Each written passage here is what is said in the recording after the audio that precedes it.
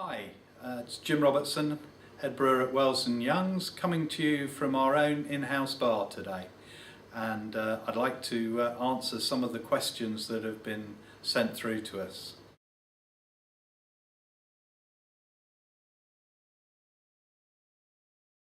Well, I have to say I'm a bit of a promiscuous drinker when it comes to beer. It's certainly beer that's my drink of choice, but outside of our own portfolio, I tend to drink the beer that's right for the occasion. So I've even actually enjoyed a glass of cold Castlemaine 4X, but admittedly that was in the Breakfast Creek Hotel in Brisbane. But yeah, it's wherever I happen to be, the beer of choice, but it has to be flavoursome, it has to be well kept, well looked after, and above all well presented.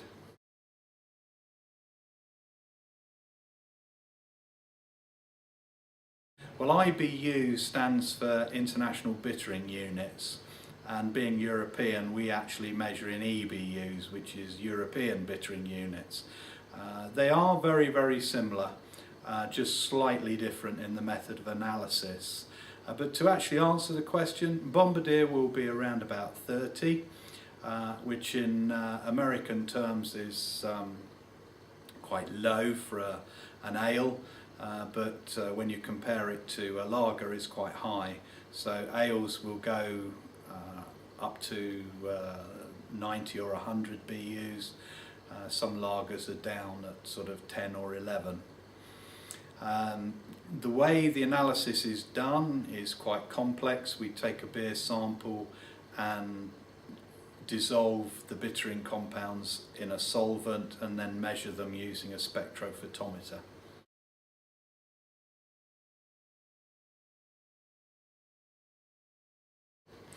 The answer to this question is maybe, because we brew a range of beers, and some of them do have what's known as liquid glucose, but it actually contains a spectrum of sugars, so maltose and maltotriose, which are 2 and 3 glucose units.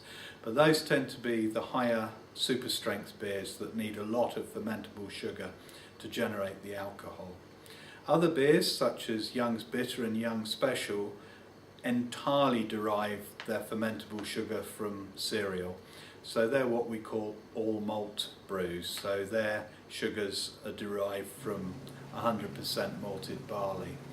In between, we have Bombardier, which uses a small amount, about 20% of its fermentable extract, as a sucrose sugar, which is derived from sugar cane as against from cereal starch. And the cane sugar is a historic brewing ingredient that used to be known as invert and gives a lighter character and a certain flavour characteristic.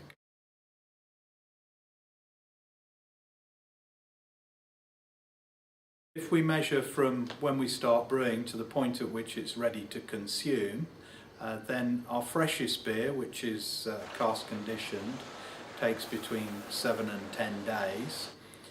A fairly normal beer that goes into bottle or can would take 20 to 30 days, but there are some special beers such as Kirin and some of our strong ales which will take longer than that because they're allowed to mature.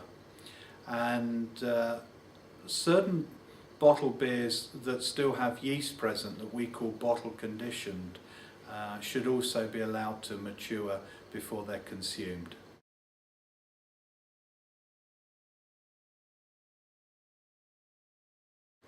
I think the first thing to say is nearly all beer tastes better the fresher that it is. However, there are some beers which do need to mature.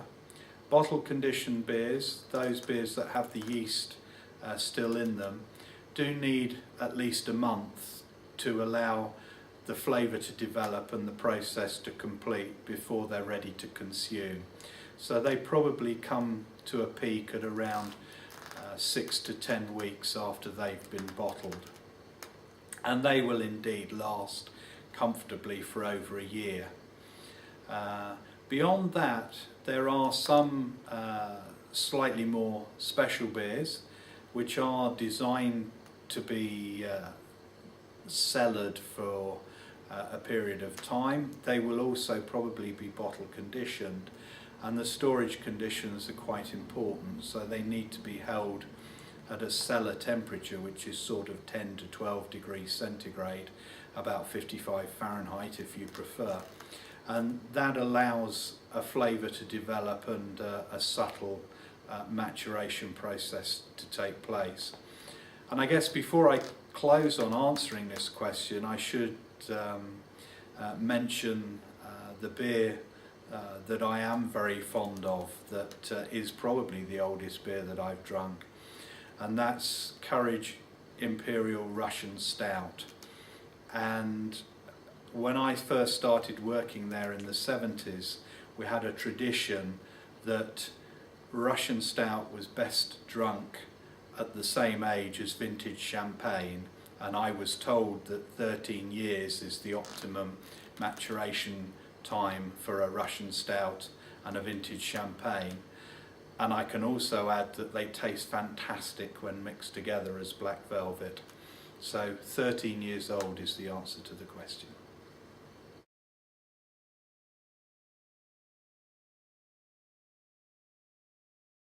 Generally, when we're designing a new beer, it probably isn't the brewer who decides what alcohol content is required. What happens is the market will decide what alcohol content is required. So we will be designing a beer to hit a particular market segment, and that will then describe to us the sort of alcoholic strength that we want.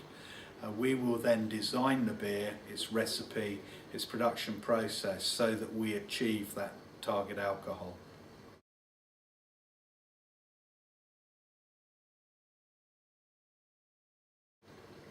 Yes to both. We do add chocolate to chocolate stout, and we do add bananas to banana bread beer, but it's probably worth expanding a little bit further, and that is to say the flavour that we're adding and creating has to be in harmony with the beer. So we take a beer which has a chocolate flavour character, and then we enhance it, and we can enhance it with confectionery chocolate, and we can enhance it with confectionery food essence. The bit we have to be careful of is to get it in balance, so we don't want the chocolate taste to be overpowering.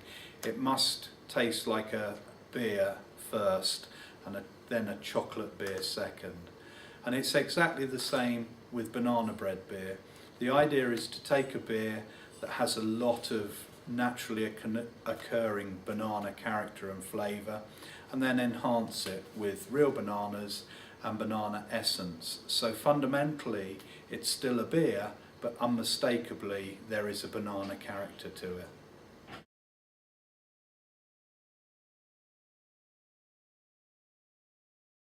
It's difficult to give a straight answer to this because, again, I can be a little bit promiscuous about what's my favourite pub.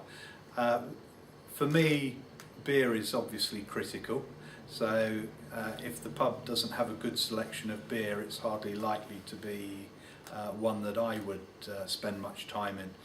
And the beers I like, I'd like to see a good selection of cask beers, normally 3 or 4, and something a little bit different on the lagers, something a bit special, like a Kirin or an Estrella, rather than just the standard high street mix. Next for me then is the way that the beer is presented. It needs to be kept properly, which is not an easy task. There's a lot of skill in keeping beer. It needs to be served properly in the correct glassware, and all of that for me is actually quite important. It's not just about aesthetics. I think it does actually make the beer taste better. Next on my list is probably people. So that's the people on both sides of the bar. Very important that our host is convivial and knows what service is about, knows how to present and look after the beer. and naturally the people that you go drinking with want to be the type of people that you get on with. Last but not least, I guess these days one can't ignore food in pubs, and I do like to eat in pubs, and then it's all about freshness and quality ingredients. I don't like fussy food, I don't like fancy food. I like good simple pub grub, freshly prepared from quality ingredients.